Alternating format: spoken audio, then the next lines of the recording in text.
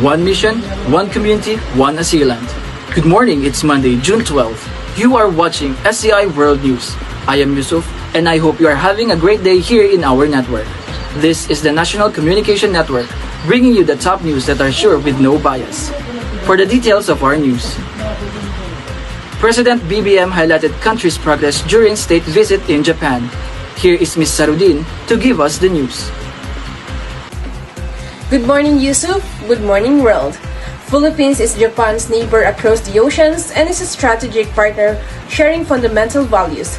Today, discussion was held with President Marcos on bilateral corporations and economy, security and defense, and people-to-people exchange, and deepening of corporations in the wide-reaching areas were strongly affirmed.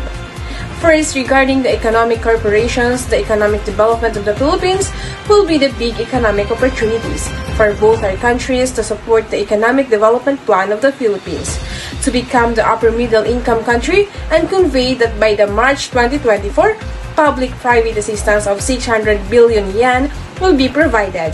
As part of it, exchange of notes just took place on rail development.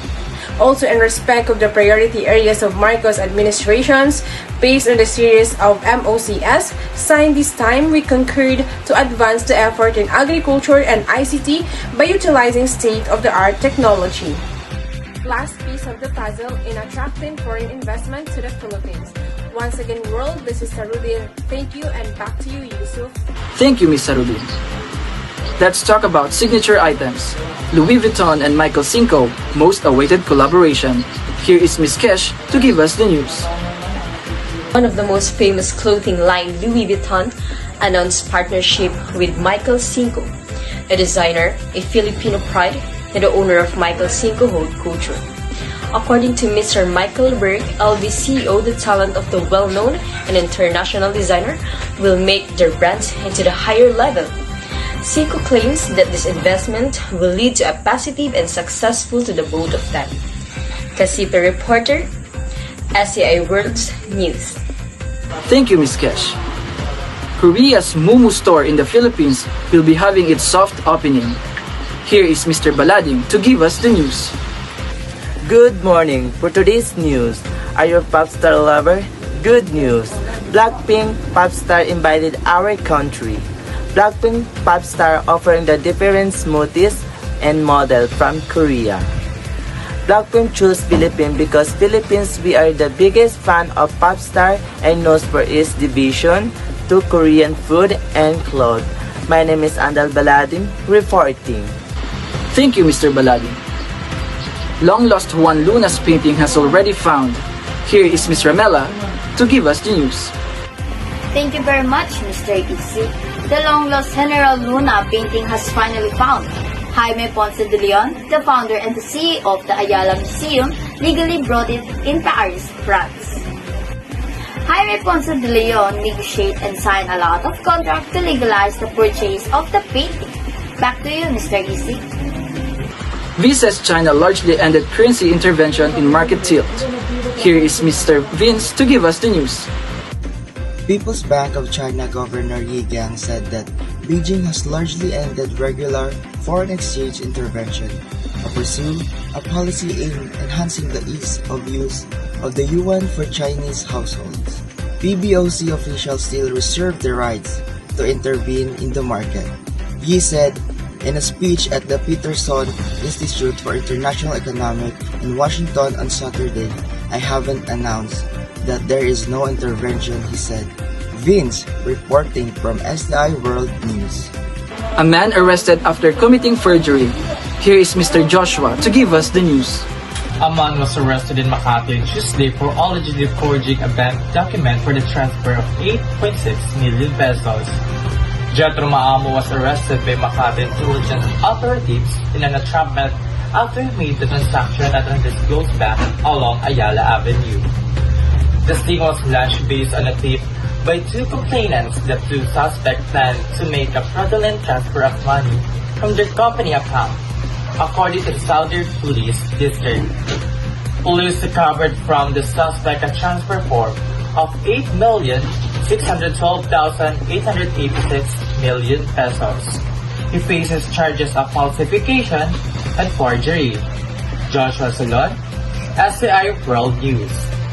Credit Card Association of the Philippines welcome hikes in monthly charges. Here is Mr. Gerard to give us the news. Good day, SCI World News. Credit Card Association of the Philippines welcomes hike on monthly charges.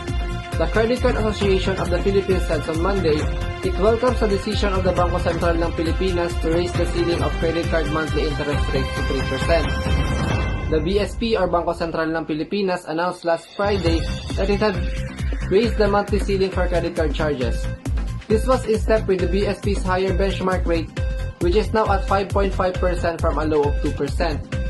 It believes the recent MB or the Monetary Board decision to ease the monthly interest rate cap on credit cards is part of the BSP's calibrated responses to the present economic situation. The umbrella organization of 17 credit card issuers said in a statement. This is Gerard Icawaloyo, reporter, SCI World News. Thank you, Mr. Gerard. Philippines' demand for fire insurance weakens despite 45 fires daily. Here is Ms. Faith to give us the news. The demand for fire insurance in the Southeast Asian market has weakened, causing worry among industry figures. Data from country's Insurance Commission, or in short IC, show that net written premiums for fire insurance was at 4.907 billion pesos. For the SG is $128 million in 2016.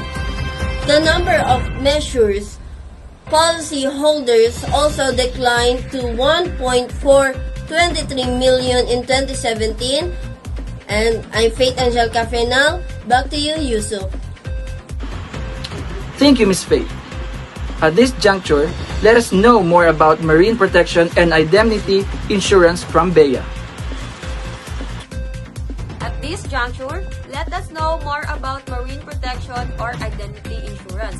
The perils of the sea. This includes the casualties and liabilities or stand as an inventory under marine protection.